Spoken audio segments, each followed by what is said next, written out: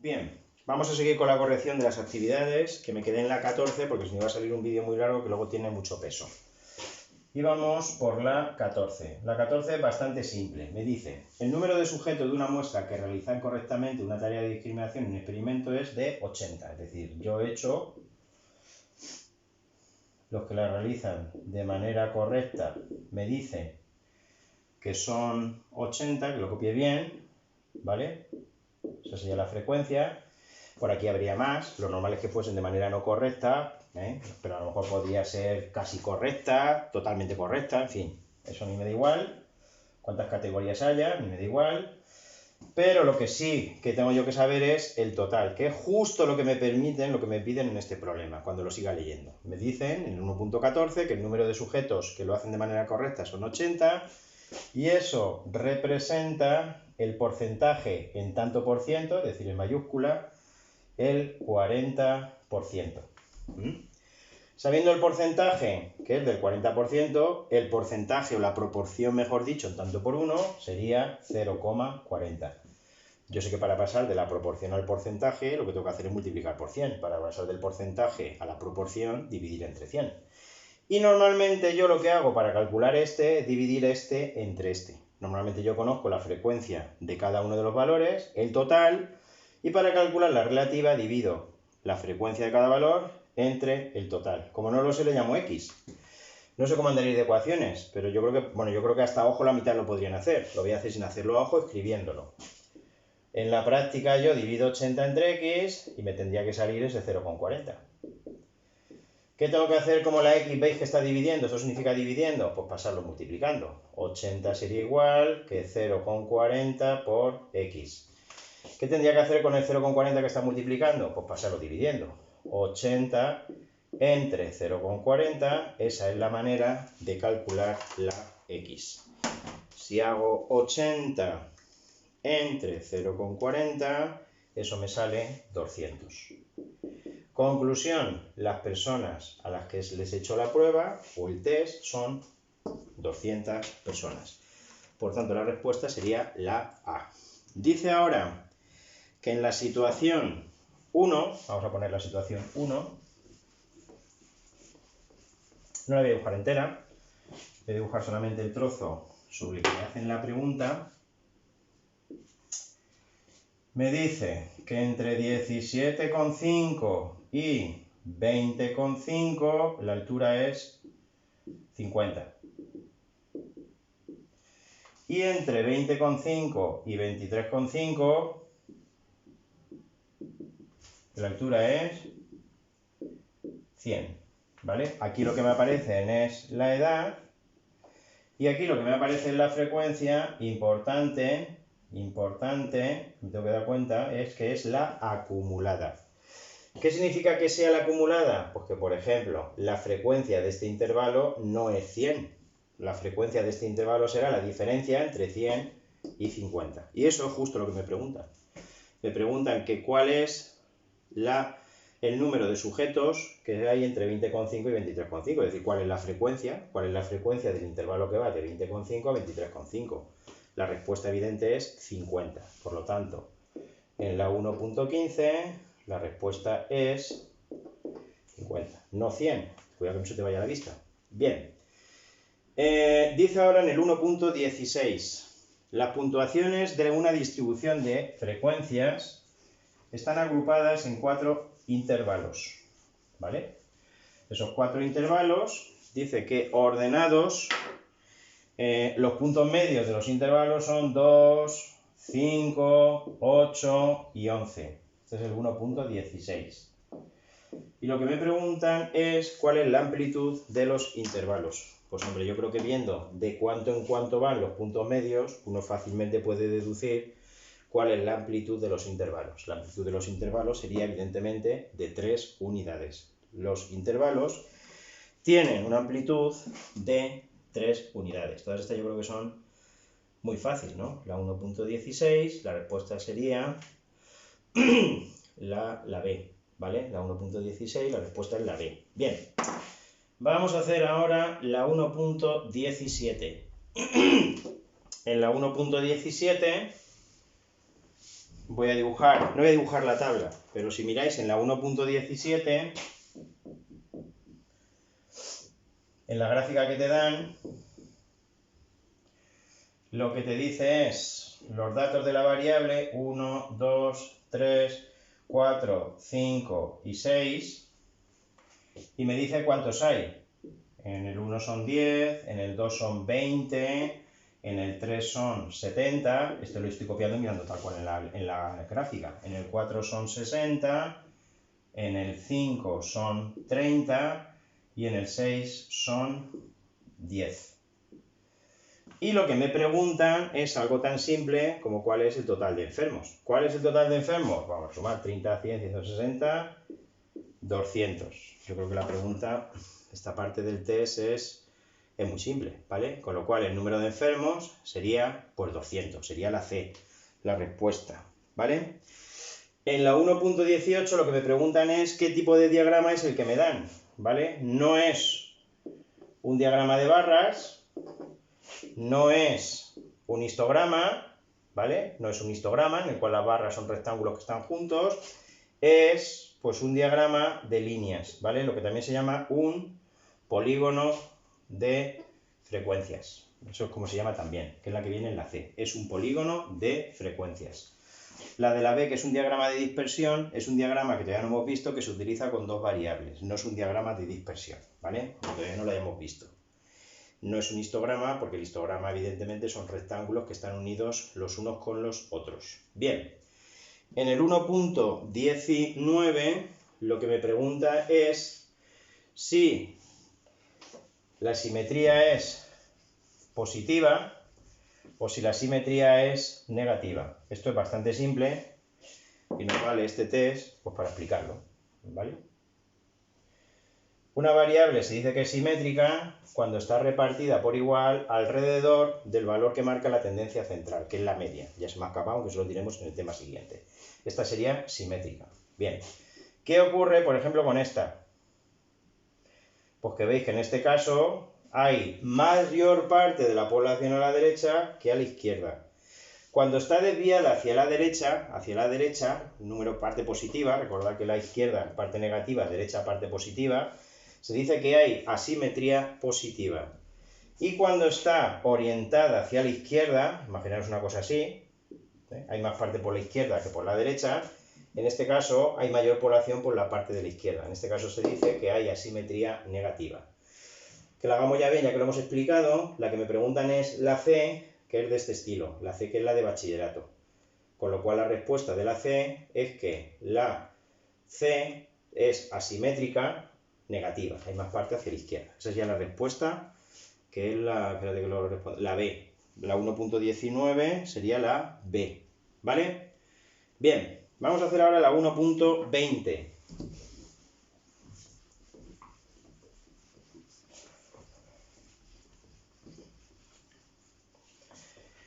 En la 1.20 me dicen que en una escala de intervalo a tres individuos A, B y C se le ha medido una variable con los resultados siguientes. Al primero 0, al segundo 3 y al tercero se le ha medido 6. Una escala de intervalo. Tengo que tener claro que en una escala de intervalo lo único que puedo hacer es medir distancias entre los valores, pero no puedo establecer ni proporciones, ¿vale? Ni puedo considerar que haya un individuo que tenga una medida 0, porque el 0 es relativo, no es absoluto. Imaginaros, por ejemplo, la inteligencia. Es imposible que cuando haya una persona le haga un test de inteligencia, resulte que no tiene inteligencia. Tendrá más o tendrá menos, pero algo de inteligencia tiene que tener por el hecho de ser persona.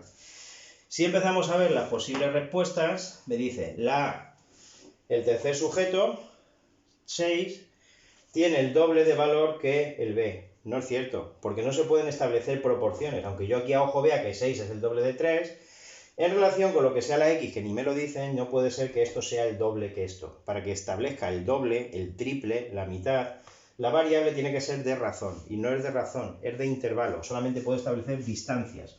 Por ejemplo, si veo que la distancia entre A y B es la misma que la que hay entre B y C. Distancias sí, pero no proporciones. La B lo que me dicen es que el primer sujeto presenta una carencia absoluta de la variable medida. Eso no es cierto, porque precisamente Si hubiese una carencia absoluta de la variable medida, es decir, si hubiese un cero absoluto, la variable sería de intervalo. Perdón, no sería de intervalo, sería de razón. No me dirían que es intervalo, me dirían que es de razón, con lo cual la respuesta B no es cierta. Es decir, es imposible que un individuo haya sacado un 0. Y la C, la diferencia que hay entre 0 y 3, es decir, la diferencia que hay entre los dos primeros individuos, es la misma que la que hay entre el segundo y el tercero. Esa es la que es cierta. Cuando la variable es de intervalo, se pueden establecer distancias, pero no proporciones. Vale, vamos a poner aquí ahora... bien, la tabla 3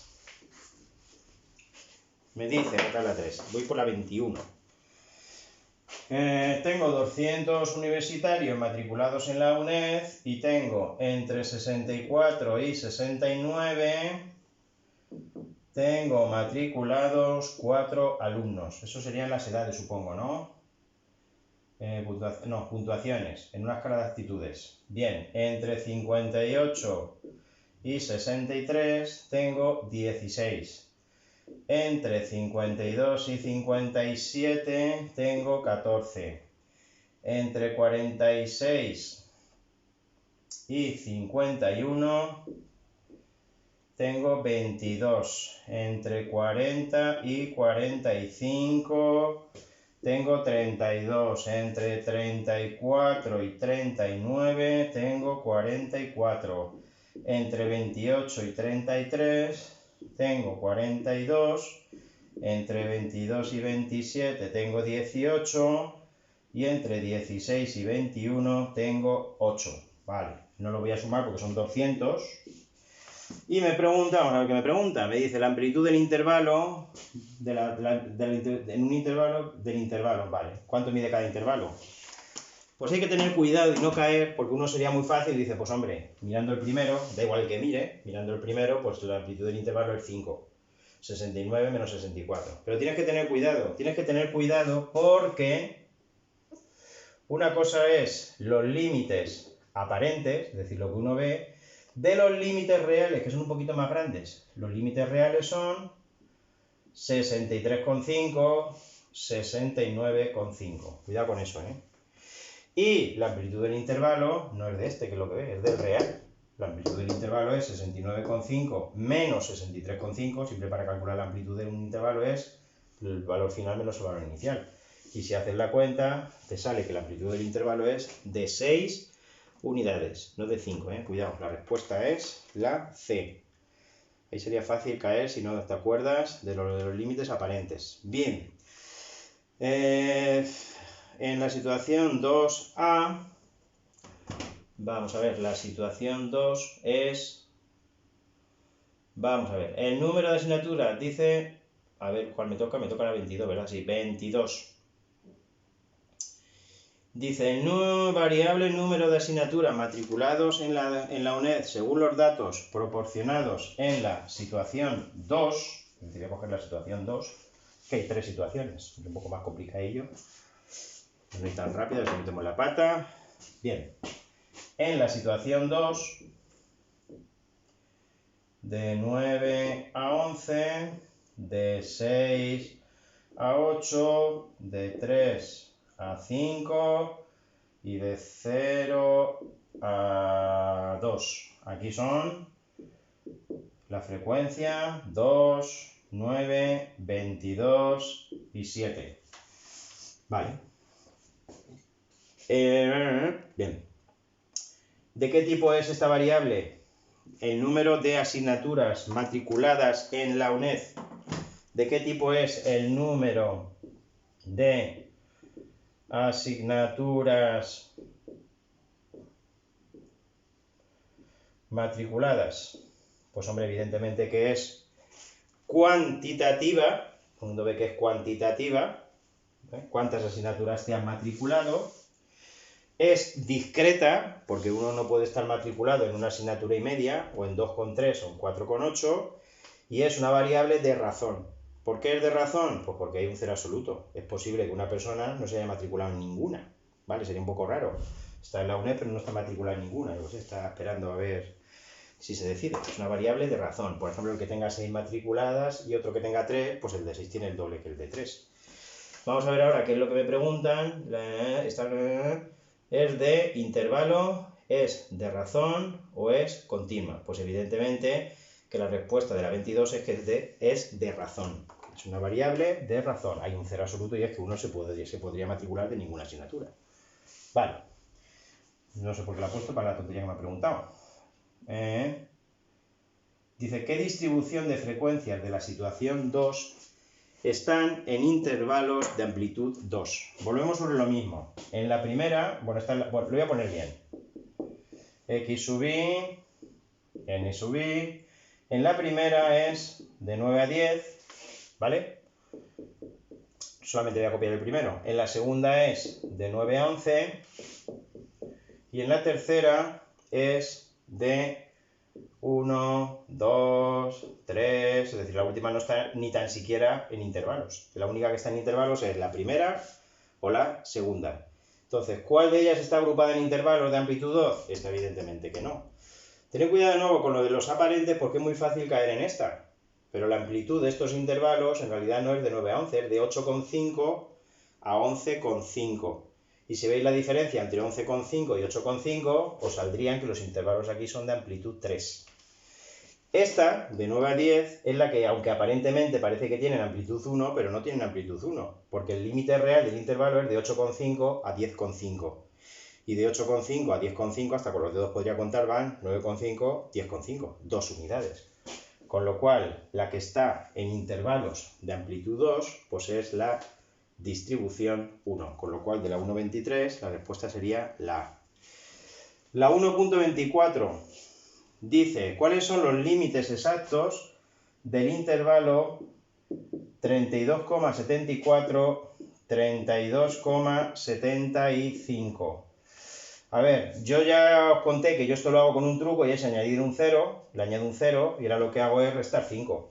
Si aquí resto 5 me quedaría 32,735 sin que me olvide la coma, y aquí si sumo 5 sería 32,755 con la coma. Pues estos serían los límites del intervalo. Por lo tanto, en la pregunta de la 24, la respuesta sería la B, ¿vale? La respuesta es la B, 32,735, 32,755. Como ves, son un poquito pesaditos en los test con el tema de los límites aparentes y de los límites exactos. Conviene eso tenerlo claro, practicarlo un poquito porque no es tan difícil como parece. Al principio parece eso, hay un concepto un poco chusco, pero no lo es tanto. Y en el 1.25, con el cual concluimos, dice, según los resultados de la figura 4, si fueran 60 las víctimas que participaron en el proyecto, ¿cuántos tendrían un trastorno por estrés postraumáticos? Pues nada, hago lo de siempre. Bueno, aquí vendrían trastorno, puntos suspensivos. Y aquí lo que tengo es P sub i, P sub i mayúscula. ¿Vale? Dicen que el total de los que participaron en el proyecto fueron 60. Aquí tengo trastorno, tendría otras posibilidades, pero el total son 60. Importante. Y lo que me tengo que fijar es que esto es lo que me están preguntando. ¿Cuántos? Es decir, frecuencia absoluta. Si miro en la tabla que me dan, los que presentan un trastorno por estrés postraumáticos, estos son en porcentaje el 45%. Parecido a uno que antes hemos hecho también. ¿Cuánto sería entonces este valor de aquí? Pues evidentemente que sería 0,45. Y ahora viene la pregunta, ¿cómo calculo este? Este es el que me preguntan a mí ahora. Tengo que tener claro qué me dicen y qué me preguntan. Pues yo evidentemente para obtener este, divido esto entre esto. Lo escribo. X entre 60 es igual a 45. ¿Cuánto vale entonces la X? El 60 que está dividiendo lo paso multiplicando. Por lo tanto, la X sería 60 por 45. 60 por 45, que eso da 2700, ¿vale? Por 0,45, perdón. 60 por 0,45. Esto da entonces 27, ¿vale? Por lo tanto, la respuesta es que este valor vale 27. Hay 27 personas, por lo tanto la respuesta sería la A. Y con eso hemos llegado al final de los ejercicios, ¿vale? Venga, chicos, adiós.